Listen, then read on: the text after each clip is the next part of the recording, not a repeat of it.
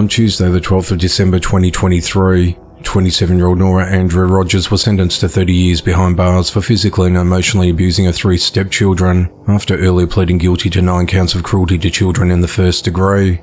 On the 4th of October 2020, Nora was arrested after Newton County deputies responded to her home at 15 Lone Oak Court in Covington, Georgia after a concerned relative contacted law enforcement to request a welfare check on the children.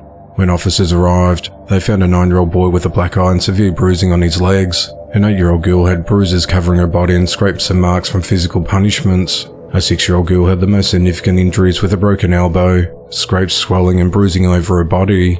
She also suffered severe life-threatening internal injuries from the beatings that needed to be treated by the Children's Healthcare of Atlanta's trauma team. Over the course of several years, the children had suffered torture under the guise of punishment. They were forced to do extreme boot camp style exercises. They would have to run laps, squats with large logs from the yard, jumping jacks and more for extended periods of time to the point of exhaustion and injury. They would often have to perform these exercises in the middle of the night in the heat of summer. When the exercises were not performed to Nora's liking, she would then beat them. Nora would also spar with the children, striking and hitting them.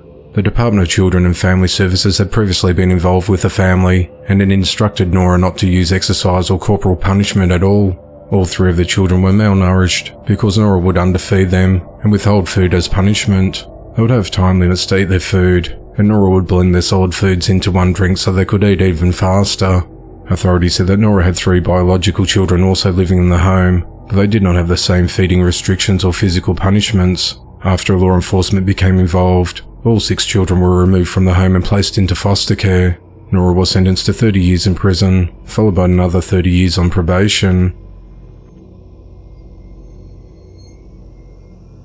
35-year-old Keith Marion Lee is behind bars for fatally shooting his wife and beating their 3 children.